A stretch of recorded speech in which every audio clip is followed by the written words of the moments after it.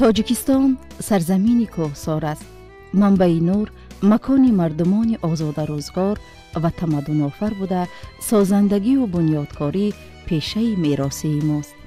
ҳукумати ҷумҳурии тоҷикистон таъмини истиқлолияти энергетикиро яке аз ҳадафҳои стратегии мамлакат қарор дода, барои расидан ба он аз тамоми захираву имкониятҳо босамар истифода менамояд.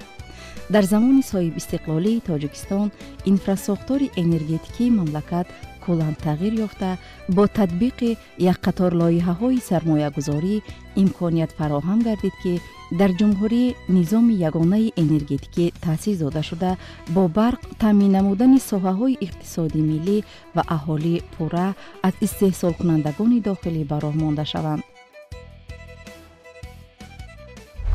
мо медонем, ки дар солҳои 10 солаи аввали соҳибистиқлолӣ мамлакати мо дар баробари дигар навъи буҳронҳо ба буҳрони энергетикӣ сахт рӯбарӯ гардид.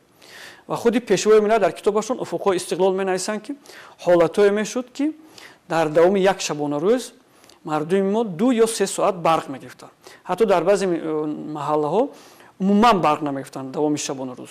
яъне инро ба инобат гирифта пешвои миллат яке аз ҳадафҳои стратегии мамлакати моро чунин номгузорӣ карданд: расидан ба истиқлолияти энергетикӣ.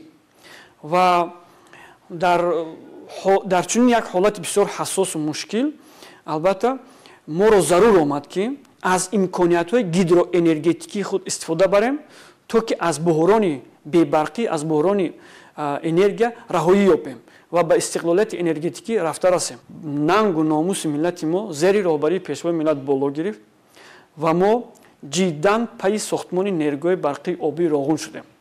яъне ба ҳеҷ қувваҳои хориҷӣ дигар такя накардем ва ба қувваҳои дохилӣ такя намудем. ва пешвои миллат аввалин маротиба соли 2010 ба мардуми Тоҷикистон муроҷиат карданд, доед ба харидорӣ намудани саҳмияҳои роғун. ва мардуми шарифи Тоҷикистон ҳамчун як мардуми ба номус, ба ор, ба нанг, ба хотире ки дар ин иншооти бузурги аст саҳми муайяни худро гузора, дар харидории саҳмиҳо нақш гузоштанд. ва дар натиҷаи намун сиёсати хиратмандонаи роҳбари кишвар ва бо ҷалби сармояи дохиливу хориҷӣ, оҳиста оҳиста шумо бинед, ки то имрӯз мо 2 агрегати нергоҳи барқии обии роғунро мавриди истифода қарор додем ва сохтмони нергоҳи зикршуда имрӯз бо авҷи аълоаш идома дорад. ҳамаи ин тадбирҳои созандаи президенти ҷумҳурии тоҷикистон, пешвои миллат муҳтарам Эмомалӣ Раҳмон ба хотири рушду пешрафти соҳаҳои иқтисодии миллии мамлакат ноил гардидан ба истиқлолияти комили энергетикӣ ва таъмини зиндагии шоистаи мардум равона гардиданд, ки паёмадҳои он дар рушди кишвари азизамон неку бобарор дониста мешавад. нерӯгоҳи барқии обии роғун пуриқтидортарин иншооти силсилаи нерӯгоҳҳои рудивахш буда аз 6 агрегат иборат аст, ки тавоноии ҳар кадоми он 600 мегаваттро ташкил медиҳад. нерӯгоҳи барқии обии роғун бо иқтидори 3600 мегаватт беш аз 17 миллиард киловатт соат калонтарин нерӯгоҳи барқии обӣ дар минтақа хоҳад буд. сохтмони ин иншооти бузург агарчанде ки аз соли 1976, яъне аз замони мавҷудияти Иттиҳоди Шӯравӣ оғоз ёфта бошад ҳам, аммо ин сохтмон дар замони Иттиҳоди Шӯравӣ як давлати абарқудрат ба поён расонида нашуд. ва ҳодисаҳои нобасомони ибтидои солҳои 90-уми асри гузашта дар ҳақиқат як фазои бисёр номусоидро ба вуҷуд оварданд ва дар натиҷа баъзе аз қисман сохтмоне ки ба анҷом расида буд, онҳо дар натиҷаи саҳлангорию, дар натиҷаи хунукназарии масъулони вақт несту нобуд шуданд ва дар натиҷаи ҳодисаҳои табиӣ ба куллӣ қисмате аз сохтмон вайрону валангор шуд. ҳамон тавре ки пешвои миллат дар паёми охирини худ ироа намуданд, яъне гуфта гузаштанд, имрӯз барои сохтмони нергоҳи барқии обии роғун маблағҳои муайян ҷудо шудааст ва мардуми Тоҷикистон ва инчунин баъзе коргарон аз давлатҳои дигар ва бо ҷалби ширкатҳои хориҷиву дохилӣ сохтмон бо авҷи аълоаш идома дорад ва гуфтан мумкин аст, ки барои сохтмони нергоҳи барқии обии роғун дар баробари худи пешвои миллат инчунин ҳар як шаҳрванди ҷумҳурии Туркистон саҳми муайяни худро гузоштааст ва бояд имрӯз шаҳрвандони ҷумҳурии Туркистон дуруст ва аниқу дақиқ дарк кунанд ки истифодаи нерӯи барқ маданияти муайяни худро дорад ва имрӯз мо бояд ҳамон тавре ки пешвои миллат дар паём ишора кардам маданияти сарфакорона истифода бурдани нерӯи барқро дуруст риоя кунем ва бояд донем ки идомаи сохтмони нерӯгоҳи барқии обии Роғун ин масъулияти ватандорӣ ватандӯстии ҳар як фарди ба номуси тоҷик аст ва ин қарзест болои шонаҳои мо ки мо бояд бисозем то ки имрӯзи худро мунаввар созем давлати худро рушд бубахшем ва насле ки аз паси мо меояд аз дастовардҳое ки имрӯз мо месозем ба даст меорем аз ин дастовардҳои мо истифода баранд ва ифтихор намоянд аз чунин бобоҳошон аз чунин гузаштагонашон ҳамон тавре ки имрӯз мо аз гузаштагонамон ифтихор мекунем ки барои мо иншоотҳои бузург сохтанд барои мо давлат сохтанд. айни замон дар ин иншооти пуриқтидор 12451 нафар кормандон муҳандисони техникӣ фаъолият доранд ки 431 нафари онро мутахассисони хориҷӣ ташкил дода дар ду вақта ва бастаҳои кории шабонарӯзӣ фаъолият мекунанд. шумораи мошину механизмҳо ба 3800 адад расиданд. ҳамчунин шумораи ширкатҳои сохтмонӣ дар ин ҷо 44 ададро ташкил менамоянд.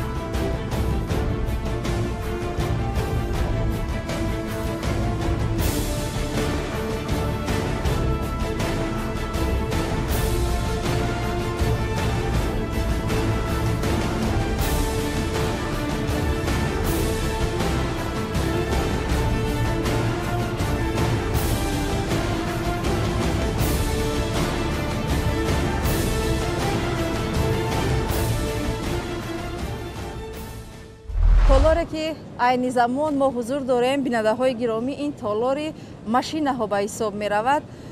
дар ин толор аз боло ду агрегате ки аллакай ба кори худ оғоз кардааст ва айни ҳол кор мекунанд. боз баъди он 4 агрегати дигар ки дар муҳлатҳои муайянгардида бояд ба кор сар кунанд ва ҳашамати ин биноро ба забон гуфта намешавад, чунки беҳтараш бо чашми сар омада дидан дар кор. бинандаҳои гиромӣ барои боз ҳам пеш рафтани кори ин агрегатҳо меҳнати зиёд лозим аст. албатта меҳнатҳои зиёдро талаб мекунад ва умед мебандем ки дар оянда ин агрегатҳо ба кор медароянд ва кори ин нерӯгоҳро боз пурқувваттар намуда барои миллати тоҷик солҳои сол хизмат хоҳад кард. ду агрегати нахустини нерӯгоҳ ки имрӯз бо иқтидори минималӣ вобаста ба сатҳи обанбор фаъолият мекунанд. аз аввали сол то санаи 31 декабри соли 2022 ба миқдори 5 миллиарду 374 миллиону 310 ҳазору 540 киловатт соат нерӯи барқ истеҳсол намудааст. ما شما میدونید که حکومت جمهوری تاجیکستان 4 هدف استراتژی رو پیش گرفته است که یکی از این هدف‌ها این به دست آوردن استقلالیت انرژتیکی به حساب می رود و مخصوصا با توجه و با پیشروی معظم ملت که خود در سر چنبرک تراکتور نشست و مجرای دریای وخش را بست و به بنیادی بزرگترین نیروگاه برقی آبی راغون شروع کرده شد. این یک انشاءات عصر و باید هر یکی ما شهروندان تاجیکستان با بنیاد این نیروگاه برقی آبی سهم خود را گذاریم و خوشبختانه 16 نوامبر سال 2018 در یک وضعیت تنتنوی اگریگات یکم نیروگاه برقی آبی راغون به استفاده داده شد که در تمام رسانه‌های داخل و خارج آن نمایش داده شد و ما اثبات کردیم که ما میتوانیم و ما ساختیم و اگریگات دوم راغون نیروگاه برقی آبی راغون 9 سپتامبر سال 2019 ساخته به استفاده داده شد و جمهوری تاجیکستان در این اقدام پیش گرفته‌اش میتواند در آینده یکی از جمهوری‌های صادرات کننده نیروی برق در منطقه به حساب رود. طبق مقررات در همه قطعه‌های ساختمانی نیروگاه برقی آبی ناغون هیئت کارمندان ساختمانچیان با لباس یگانه کاری تامین شدند. این طلبات به خاطر رعایت قاعده‌های تکنیکی و سلامتی آنها می باشد. علاوه بر این هر یک شرکت ساختمانی لباس مخصوص خود را دارد. همزمان مسئولان نیروگاه هر یک نفری که به شرکت تشریف می آورد با لباس مخصوص تامین نموده بعداً به قطعه‌های ساختمانی راه می دهند. مثلا هیئت ایجادی ما نیز با لباس‌های نیروگاه تامین کرده شدند. چون امروز این انشاءات ساختمان بزرگ عصر به حساب می رود، کار در همه سمت‌ها با مرام ادامه دارد و ما تصمیم گرفتیم از فعالیت بودوباش و شرایط معیشی کارمندان و ساختمانچیان آشنا گردیم. در زیرساختار ریاست کارهای جمعیت سهامی گشاده نیروگاه برقی آبی راغون قطعه خوراک عمومی فعالیت می نماید که دارای شرایط خوب خدمت رسانی بوده و ساختمانچیان و کارمندان خدمت می رسانند. در آشخانه کار چقدر است؟ مشکل نیست؟ نه مشکل نیست. از سحر چی کار میکنید؟ میبویم ظرف میشویم. ظرف میشوین؟ خورش ها را تیار میکنید؟ کارتشکا سبزی پیازشون پوست میکنیم میکنیم. محصولات هایی که لازم میان شما پوست تیار میکن بعد آشپزها به کار خود سر میکنن. در این آشخانه در 4 وقت خوراک گرم و سرغذا پیشنهاد می شود و وابسته به فصلهای سال نامگوی طعامها را عوض می نمایند.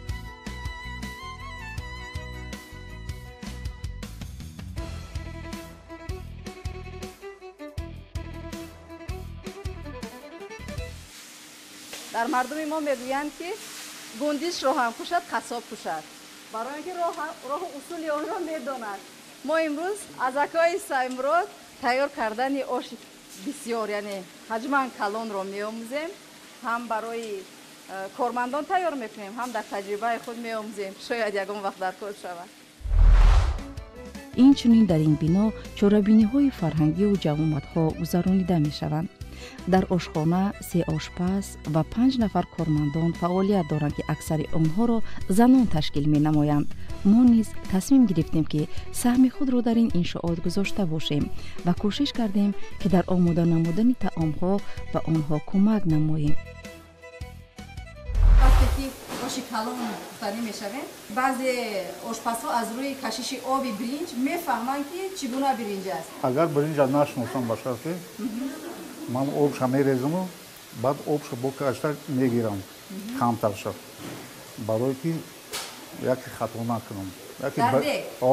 یکی برنج آبکش نیست باید میشه بده برای همون میگیرم بعد در کار شود با در رفت کار اضافه میکنیم برکت. با اکی مقصد از سحری صبح بروقت آنها به خوراک‌های پهریزی و بعضا به دانه شوربا پختن دانه شوربا مشغول بودند که بسیاری از کارمندانی که در نیروگاه خدمت میکنند یعنی کار میکنند خوراک‌های گوناگون را دوست می‌دارند. البته هر کس به طبع دل خودش انتخاب میکند و از این رو در این دیگ دانه شوربا تیار کرده و در دیگ دیگر باشد خوراکی پهریزی خام شوربا است نه که مقصد دیگی دیگری که عین حال باید ببینیم. البته این خوراک شما هم تیار شده است به فکرم. خام شوربای به نهایت با لذت آش شود به همه آن زحمتکشانی که در حقیقت در این خنوکی در بیرون کار میکنند. حتی آشپزان نیز در پیشرفتی کار این نیروگاه زحمت نهایت بزرگ دارند. از ساعت 4 سحری خسته تا ساعت دیر شب تا ساعت چند کار میکنیم نصیب باشد؟ 11 تا ساعت 11 شب خدمت میرسونیم. همه زن تاجیک هنرمند است میتواند در یک وقت 3-4 خوراک را پخته نه تنها در آشخانه ها در خانه همچنین است. هم خوراک میپزند هم نان میپزند هم به بچه ها نگاه و بین میکنند هم تمام خرید خانه به عهده آنها است. من زنهای البته خانشین را در نظر دارم با داشتن چنین یک مسئولیتی بزرگ در قطار بیکاران نامنویس شدند ولی اساس کار آشخانه به دوش زنهاست. البته بسیار میخواستم که این را یادرس نمایم که باید مردها به اینوبت گیرند زیرا آن خدمتی که زنها در آشخانه میکنند در این گرمی نه در اینجا در خانه همچنین است. تفدان همه وقت گرم است دگدان همه وقت گرم است دست همه وقت میسوزد و با همین سوختن و پختن و ساختن ها میتوانند که بالای دسترخوان یک طعام با مزه یک شیرینی با مزه را پیشکش خانواده کنند و بیشتر میخواستم به نظر گیرند که زنها بیکار نیستند همه وقت در تکاپوان تا دسترخوان ما پر از ناز و نعمت باشد.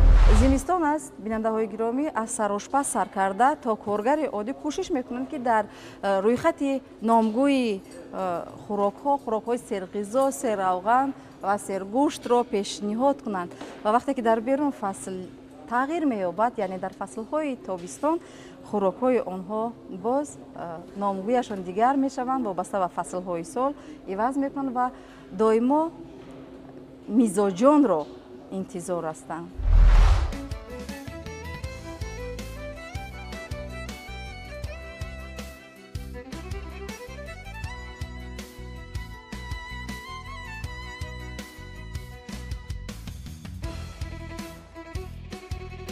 برای بودوباش و پیشبرد کار در این ساختمان برای کارمندان و ساختمانچیان در خواجگی منزل کمونالی ریاست کارهای نیروگاه برق آبی راغون 72 نفر کارمندان فعالیت می نمایند.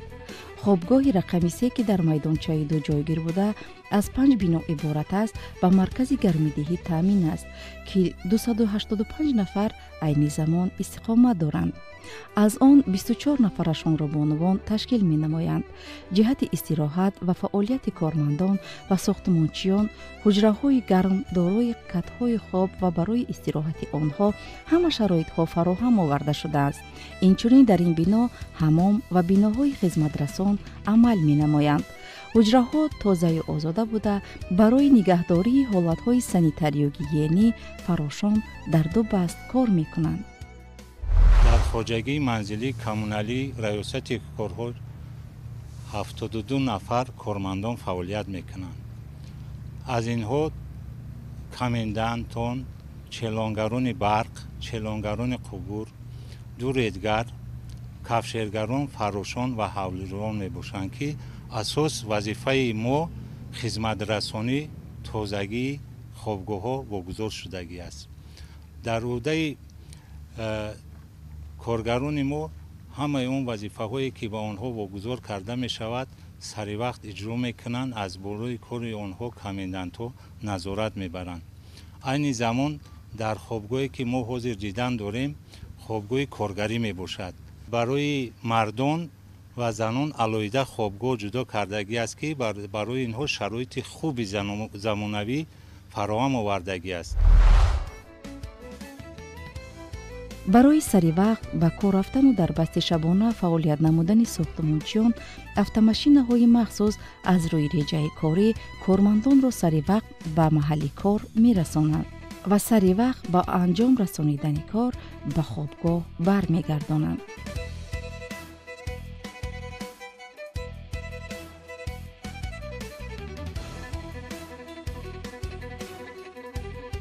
бояд гуфт ки барои пешгирӣ аз ҳар гуна бемориҳои мавсимӣ инчунин нигаҳдорӣ саломатӣ ва расонидани ёрии аввалини тиббӣ дар иншоот як маркази саломатӣ ва бунгоҳҳои тиббӣ амал менамоянд.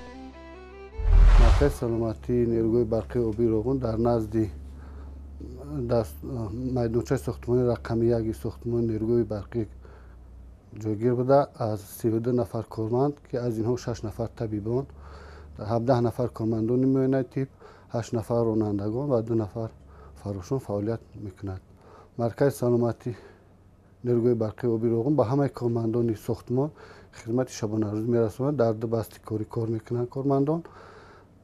ба кормандоне ки осеб мебинанд ёки ҷароҳатҳои ҷисмонӣ мебардоранд кӯмаки аввалияи тибби аввал дар маркази саломатӣ расонида мешавад. агар ки табобати статсионарӣ дар кор бошад ба беморхонаҳои ҷумҳуриявӣ интиқол медиҳанд. маркази саломатӣ ки дар майдончаи сохтмони рақами 1 ҷойгир шудааст аз 8 ҳуҷраи корӣ иборат буда дар он 32 нафар дар 2 баст бо реҷаи вақтавӣ кор ва фаъолият менамоянд. дар маркази саломатӣ бо тарзи шабонарӯзӣ бригадаи ёрии таъҷилии тиббӣ омодагии ҳамеша доранд. чунин иншоот сохтмонӣ буда асоси кор аз тарафи мардон анҷом дода мешавад, вале саҳми бонувон низ дар ин иншоот назаррас аст. ҳастанд занону бонувони қавиирода ки имрӯз дар бари ҷавонмардон саҳми худро мегузоранд. ба ҳавои сард ва шамолҳои бошиддат нигоҳ накарда сари чамбараки механизми шибакунанда ҳангоми кор холаи ҷиёнгул маҳмудованро ба навор гирифтем ки бо як завқи баланд вазифаи бадӯш доштаашро ба анҷом мерасонид. ин зани матинирода 51 сол дошта соҳиби 7 фарзанд аст. дилбастагӣ ба ин касб ва доштани ҳисси баланди ватандӯстию ватанпарварӣ имрӯз ӯро ба ин майдони набард овардааст. сари кор суҳбати хосае доштем атрофи фаъолияти ин бонуи тоҷик. чанд сол шуд ки шумо дар ҳамиҷа собиқаи корӣ дорем? ман соли 2017 вақте ки телевизион тамошо кардам, чунки ман худам аз соли 89 ба ҳайси ронанда дар соҳаи техника кор мекардам.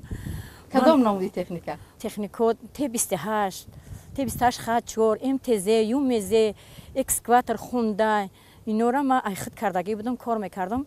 вақте ки телевизион тамошо кардам, асосгузори сулҳу ваҳдат, пешвои миллат, президенти ҷумҳурии Тоҷикистон ҷаноби олӣ Эмомалӣ Раҳмонро тамошо кардам, ки вай бо булдозер сайри раҳи оби бахшро маҳкам кард. мара рости гап илҳомом омад, чунки ман қобилияти ҳамхелӣ кор ҳастаму як навори нотакрор буд.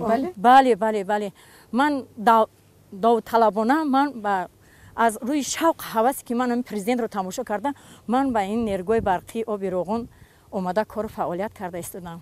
барои шумо душвор нест? масалан мо 2 рӯз мешавад ки дар инҷо меҳмон шудем, хунукӣ, ҳаво, сардӣ, мана коҳҳо пур аз барф, ҳарчанд набошем зан ҷисми нозук аст, сард нест, хунук нест. лекин ман нангу номуси дунё аз бас ки ронанда будам, маро илҳом ба амин нерӯгоҳ барои ронандагӣ амиҷо омада кор кардистам. мавзее ки ҳозир қарор дорем, мавзее ки истодаем куҷо ҳаст? инҷо ин кӯҳҳои ба аввал ҳамин хел буданд ё ин ки инҳоро оҳиста оҳиста сохтен? дар бораи ҳамин мавзее ки истодаем шаҳр медодем. албатта меҳнати шумо зиёд аст дар инҷо, ба фикрам ҳамин майдоне ки ҳамвор аст заҳмати худи шумост. бале мо ин рӯзи дар ин ҷое ки қарор дорем, қариб 200 метр ай так ай замин тоза карда шофёро мерехтанд, мошинои хова, мошинои СМЖ инҷо мерехтанд, булдозерро рост мекарданд, экскаваторро откос мезаданд. моҳо ҳар як рехтагии ӯро шиба мезадем. бале мардуми кишвари мо ки дар ин иншоот кор мекунанд, бисёри ризқрасони хона мардҳо ҳастанд ва инҷо барои кор меоянд ва ҳама интизор мешаванд баъди 15 ё баъди 20 рӯз падарам ба хона бармегардад.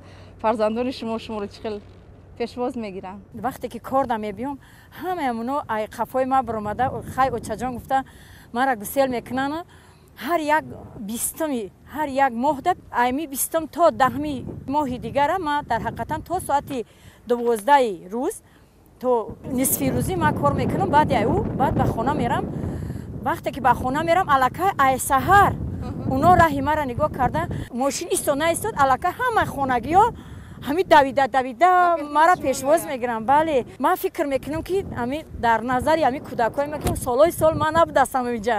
бармегардем сари ҳамон масъалаи аввала ки шуморо орзуҳотон ба иҷо овард. Чӣ гуна дар кадом бас кор мекунед? Чӣ хел кор мекунед кори шумо? дар байни 4000 мард дар сафи мардо баробари ҳамин мардо кору фаъолият мекунам. метавонем ҳозир мо ба ҳамун техника ки ҳар рӯз шумо кор мекунед рафти кори шуморо ба навор бигирем? бале албатта.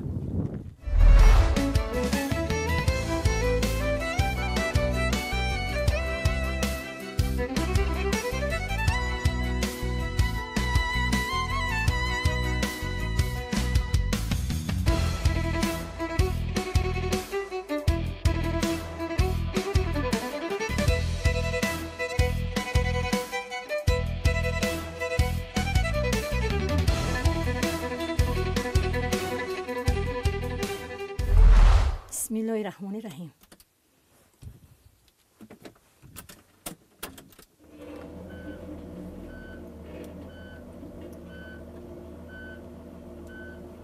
ман ҳамин тракторе ки меронем ҳамин каток чӣ қадар вазн дошта бошад? ин катоке ки худат мебинӣ мо барои мустаҳкамкунии замин инра истифода мебарем. ин 22 кардан не ин чӣ хеле шумо ҳамвор гуфтен ин техникаи мо ҳамвор намекунад. ин техникаи мо барои мустаҳкам кардани замин санго ки ба ин об нагузарад ай тагиш. чӣ хеле ки мебинед мо бояд ки катокро чақоне оҳиста ба вазни худаш ба воситаи вибратсия яъне ба ларзондани каток мо бояд ки оҳиста амиро ронда равем. чунки чӣ қадар агар мо оҳиста агар инро ронем ҳамон қадар замин мустаҳкам мешавад. об гузаштанаш амри маҳол аст. мо дар ҳақиқатан ҷа вобаста ба ҳамин рафти кор аст. чӣ қадар агар мошинҳо сангро рехта монанд булдозере ки мебинед ҳамин булдозер ҳамвор мекунад мо айпаяму ҳамин заминро мустаҳкам карда рафтан мегирем. ҷа вобаста ба сатҳи кор аст. чӣ қадар кор боша ҳамон қадар мо дар як рӯз 11 соати корӣ дорем. 1 соати кории мо дар байн вақти обедимон мешаваду 10 соаташ соати коримон мешавад. бале дар ин қадар манзараҳои зебои кишвар дар як нерӯгоҳи пурқудрат шарафи миллат аст албатта кор кардан. вақте ки танҳо мемонед дар бораи чӣ фикр мекунед? ояндаи ҳамин иншоотро чӣ гуна дидан мехоҳед шумо? дар сафи мардо ҳастам. ман як зан дар мин майдон кор мекунам. баъзе ҳолатҳое мешавад ки баростӣ ман худоро зора мекунам ки ҳамин нергоҳ ҳамин набарди калон мисол обод шава ва ояндаи мо ояндаи ватани мо ояндаи фарзандони мо беҳбудӣ шавад. чунки мо дар инҷо азобу машаққат кашида ба як умед кор мекунем. ман зане ки соҳиби 7 фарзанд кору фаъолият мекунам ва таманно мекунам ба мардум ки бигзор ҳамин соли 2023 соли ба барор бошад, соли пурфайзу бобаракат бошад. бигзор дар ҳар як хонаи фарди тоҷик рӯшноӣ чароғ фурӯзон бошаду чунки ҳама ин пешрафт ҳама ин пешравӣ ин азобу машаққат аз аввал аз асосгузори сулҳу ваҳдат пешвои миллат президенти ҷумҳурии тоҷикистон эмомалии раҳмон мебошад ки имрӯз мо дар ин нергоҳи барқи оби роғун кору фаъолият карда соҳиби як даҳанон шуда зиндагимонро ба пеш бурда истодем.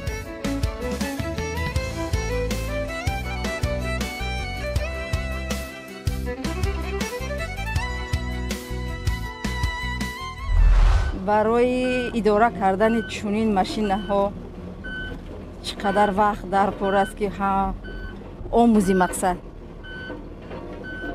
акнун ба пешам вале ба пеш.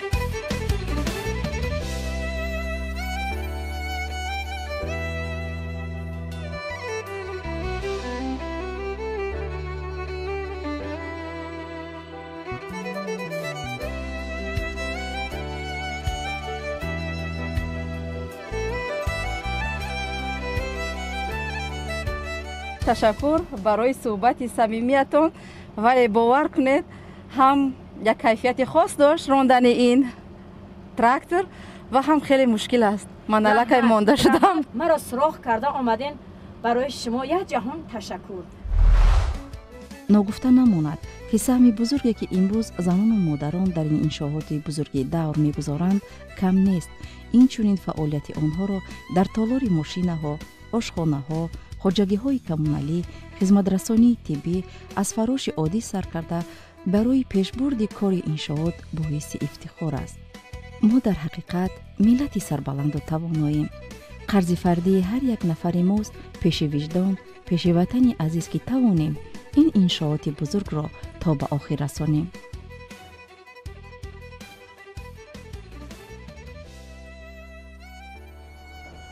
корҳои сохтмонӣ дар иншоотҳои соҳили чап низ дар асоси нақшаи пешбинӣ гардида ба роҳ монда шуда, ширкатҳои мутасаддӣ барои дар муҳлати муайян гардида ба иҷро расонидани корҳо аз ҳама имкониятҳои мавҷуда истифода намуда истоданд. ва як нуктаи дигар бояд қайд кунам ки президентамон соли гузашта дар паём қайд карданд ки агар мо 6 агрегати нерӯи барқии оби роғунро мавриди истифода қарор диҳем, дар ҷаҳон аз ҳисоби тавлиди энергияи сабз ҷои дуюм рафта мерасем. айни замон Тоҷикистон 98% барқе ки тавлид мекунад, истеҳсол мекунад, аз ҳисоби нерӯҳои барқии обӣ мебошанд ва дар қатори шашум қарор дорем аз ҳисоби тавлиди энергияи сабз. яъне энергияи сабз чӣ маъне дорад? яъне барқи аз ҷиҳати экологӣ тоза. яъне мо дар ҷои шашум қарор дорем. агар нерӯи барқии оби роғунро пурра мавриди истифода қарор диҳем, яъне дар ҷои дуюм қарор мегирем. албатта ин боиси ифтихор аст. Тоҷикистон дар партови газҳои гулхонаӣ қариб ки нақш надорад. дар вайрон кардани экология, ҳавои атмосфера мо нақш надорем.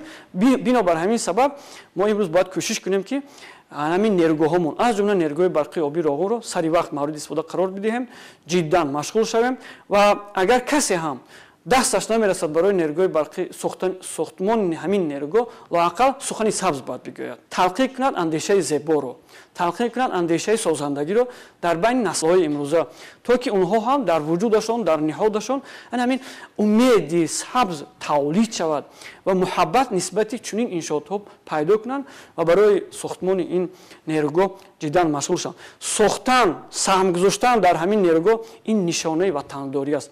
ин маънои надорад ки мо ватан сохта истодем, мо давлат сохта истодем. корҳои сохтмону василгарӣ аз ҷониби пудратчии қисмати дигари лоти 4 ҷамъияти саҳоми пӯшидаи заводи таҷрибавии механикии шаҳри норак ки иҷрои корҳои иншоотии зеризаминро ба уҳда доранд, дар ҳама иншоотҳои ин қисмат ба монанди нақбҳои обрасон ва шахтаҳо, дарвозаҳо, толори васлу насби обрасонҳо, толори мошинҳо, бинои трансформаторҳо, коллекторҳои яквасеъ ва дигар нақбҳои ёрирасон иҷро гардида истоданд. дар ҳафти сабти барнома ҳангоми ба наворгирӣ диққати ҳамаи моро уқоби баландпарвозе ба худ ҷалб намуд, ки аз баландиҳо рафти сохтмонро назора менамуд. ба назар чунин мерасид ки паррандагони ин макон низ бесаброна интизори анҷоми ин нерӯгоҳанд.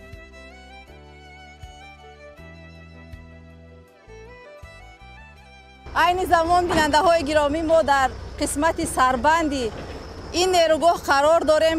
корҳои сангу шағалрезӣ идома доранд ва мардуми тоҷик бо як маром ва قوه بزرگ این کار را پیش میبرند.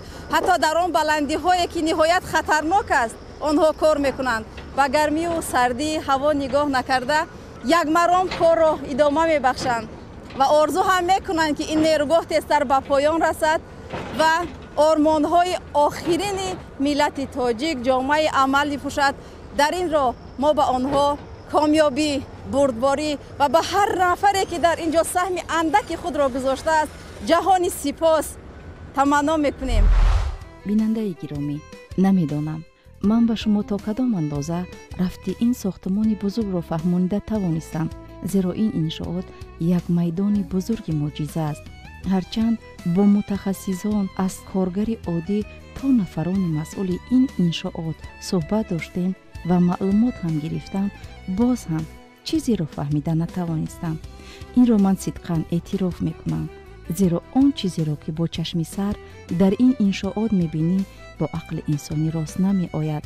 طی یک سفر خدمتی و 2-3 روز نمیتوان اسرار این مکانی پر اقتدار را کشف نمود.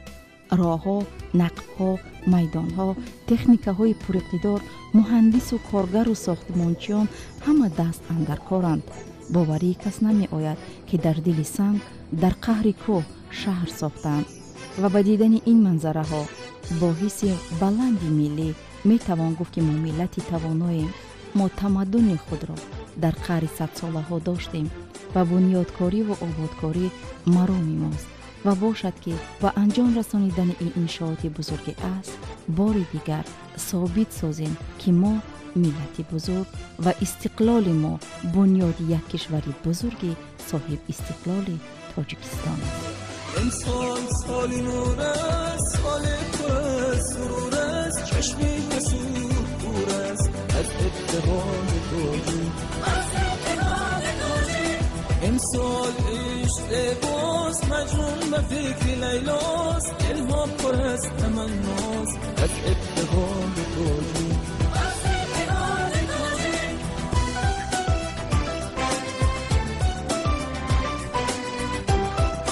ای بارگاه قدرت، ای منبع سعادت، رحمت ببار رحمت از اتحاد تاجیک. امسال سال خورم، این سود میبردم در حیرت از سالم از اتحاد تاجیک. امسال مادری ما خوش است در بری ما، غم رفته از سری ما از اتحاد تاجیک.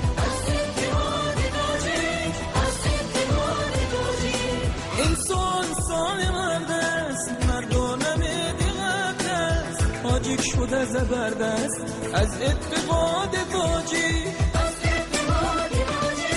امسال فایز بارد امیدی تازه دارد، نقشی نکو گذارد از اتحاد تاجیک. امسال سال نور است، سالی پر از سرور است، چشمی حسود دور است از اتحاد تاجیک. امسال عشق زیباست، مجنون به فکر لیلاست، دلها پر از تمناست از اتحاد تاجیک.